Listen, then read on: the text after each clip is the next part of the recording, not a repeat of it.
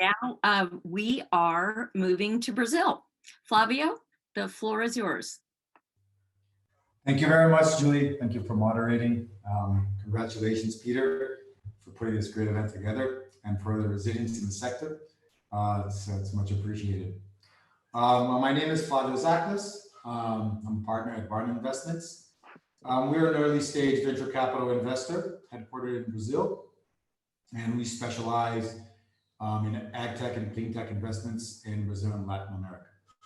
I think a lot of what Stephanie has said in the previous panel resonates with many of the things that I'm going to be saying. So it was a great introduction to the whole theme. So today I'll be talking about investing in AgTech in Brazil and Latam, and hopefully I'll have enough time to share a few investment ideas and cases with all of you.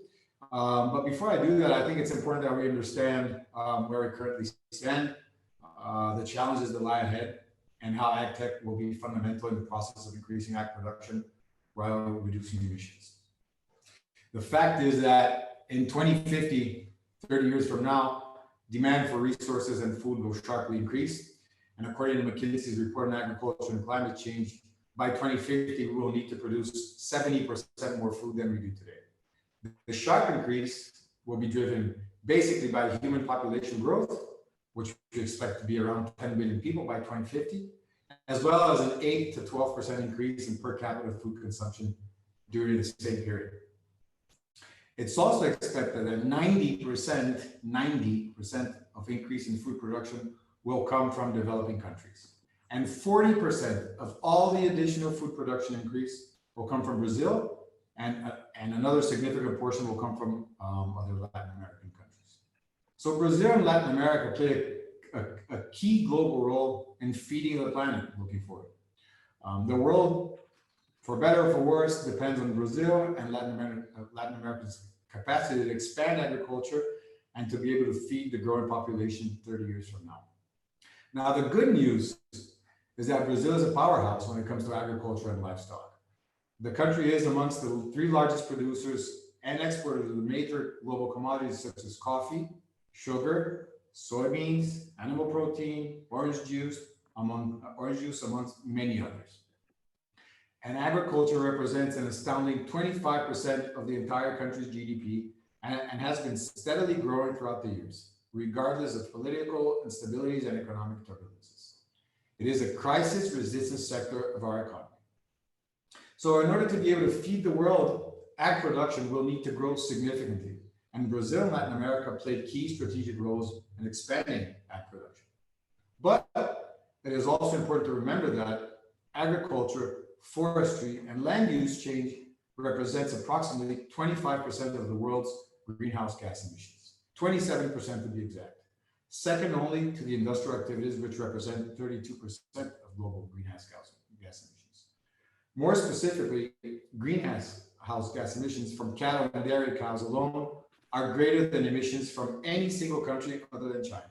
In other words, cattle represent the equivalent of the United States in tons of greenhouse gas emissions emitted in the atmosphere. The current baseline emissions for agriculture add up to approximately 20 gigatons of CO2 equivalent.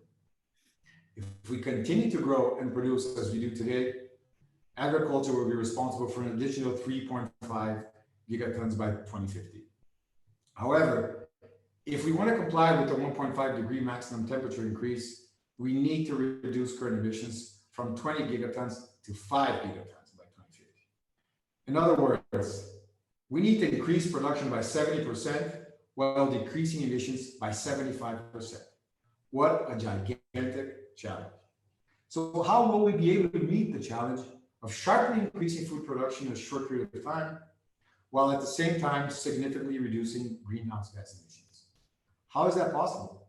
How can we expand agriculture to the expected and demanded levels without further depleting our forests and converting them into new agriculture? How are we going to meet this challenge? And the answer to this question has to be technology.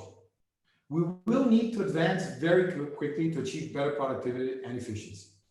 And the only way to achieve this is through the development and application of new technologies in the field. And by this, I mean applying technology to the entire ag chain, including genetics, production, financing, trading, and logistics, to name a few. And although we face a huge challenge for the incoming years, this is one that can be eased and facilitated by the use of advanced technologies. And it's exactly here where we see a blue ocean of opportunities for Brazil and Latin. At Barn, we've been quite active in the local AgTech scenario, sourcing and investing in Brazilian and Latin American AgTech startups. Throughout these years, we've mapped more than 2,000 ag startups only in Brazil. There's a huge opportunity to invest in Brazilian and Latin American startups. Again, Brazil and Latin America will be significant players in producing more food and emitting less greenhouse gases throughout the incoming years. So we believe disruption in the sector will come from local startups who will become international players in the AgTech industry. I'd like to talk very briefly about some of the investments that we have made and the technologies that we financed throughout these last years. And finally, maybe talk about some of the new technologies that we're looking to invest in and the solutions that they bring to the ag sector. So throughout these years, we've made several investments in AgTech. We've invested in pesticide reduction technology through precision agriculture through a company called Strider. This company has been sold in 2018. It's become Syngenta's global digital ag platform. Through Strider's technology, producers have been able to save a lot of money in pesticides and avoid a lot of spraying that was completely unnecessary. So this is a clear case where technology can reduce costs and improve the quality of the food that we consume, reducing emissions as well. We've also invested in a company called AgriTask, which is a company that applies technology and data to expand global ag insurance. This company, through precise data collection and integration, creates a market for ag insurance for underdeveloped countries, guaranteeing food security where food is scarce and limited. What AgriTask does, it compiles a lot of data from its own product, but it also integrates more than 40 other startups and the information that they bring to create useful information for creditors and ag insurers to promote food security in underdeveloped countries. We've also invested in plant genetics and cultivation. Through our investment in avocado, we've been able to help local communities in Colombia and Ecuador while producing high-end organic medicine for several diseases. More recently, we invested in an online trading platform for grain producers called Goizueta. Goizueta empowers small and medium-sized farmers by providing precise, real-time data and commodity quotes on a micro-regional level. The technology allows for small producers to share information on their crops and directly sell their production without the need of intermediaries. Goizueta has signed a cooperation agreement with the Chicago Board of Trade to exchange info on quotes as well as commodities negotiations. There's huge inefficiencies in the trading market, and Goizueta is helping producers negotiate better prices and conditions for their crops, aside from bringing full transparency to the entire process. We've also invested in sustainable ag financing to small and medium-sized producers through technology-driven credit score analysis in partnership with large ag distributors and resellers. So we've been very active in trying to find companies and technologies that will help increase production and will help obviously reduce emissions. But more than that, technology that will bring efficiency to the field and transparency and data to all the parties that do participate in the ag chain. Looking forward, we expect for the following years to significantly expand our portfolio in AgTech and CleanTech. So there's a lot to be done, and there are many opportunities to invest. In our current pipeline, we're looking at several tech-enabled companies and solutions in the ag space. I know I don't have all the time in the world, so just to name a few startups and a few solutions that we're highly interested in. So we're very, very interested in livestock and animal protein. As I've said in the beginning, livestock is extremely representative of greenhouse gas emissions in agriculture. Brazil has the largest commercial herd in the world, and we are probably the largest producer of animal protein in the world. However, the industry is still very informal, very unorganized, and very inefficient. So we are looking at solutions for management and traceability for cattle. We're looking for technology related to genetics, technology related to animal feed optimization, and animal nutrition for livestock. We're also very interested in other technologies for the ag in the ag space, especially data collection on the micro level, farm by farm, plot by plot. We're also looking at financial services and financial instruments. We're very interested in biotech, including seed production, inputs, and pesticides, and traceability and food security. And last but not least, we're very interested in climate prediction and irrigation. You can put all the technology you want into the field. If there's no water, nothing's really going to happen. So these are some of the technologies and companies that we're looking to invest in. As I mentioned before, we've been very active in the market. We do have a very interesting pipeline, and I invite all of you to talk to us and reach out if you have any questions or you want to learn more about Barn. Thank you very much for participating. Please reach out if you want to learn more about Barn and our investments in the ag space. And we look forward to exchanging knowledge and investment ideas with all of you. So thank you very much. Flavio, thank you so much. A question from both myself and from James, who wrote in: to what extent will the federal and local governments in Brazil support these efforts of agriculture renewal and regeneration? That's a good question.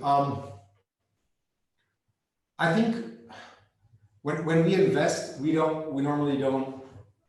There's a mantra here that we should invest in sectors and ideas that don't necessarily depend on government, right? What we've been seeing locally is consumer pressure going down to the corporations. So in livestock, for example, the major slaughterhouses have agreed to net zero emissions by 2040 or 2050. So they are pushing.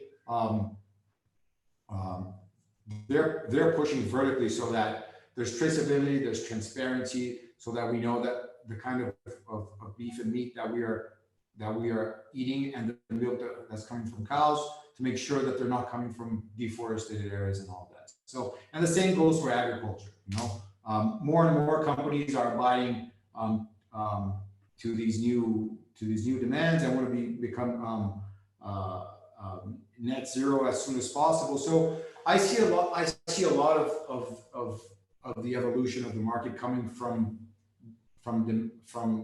consumer pressure and from large corporations that need to abide to these new necessities of the market. So I don't think government can go against it. I don't see that happening. I do think that the elections in the United States will help push that agenda in Brazil at a quicker rate than if Biden was not elected. So I'm very optimistic about that, and we're seeing the government moving towards that direction.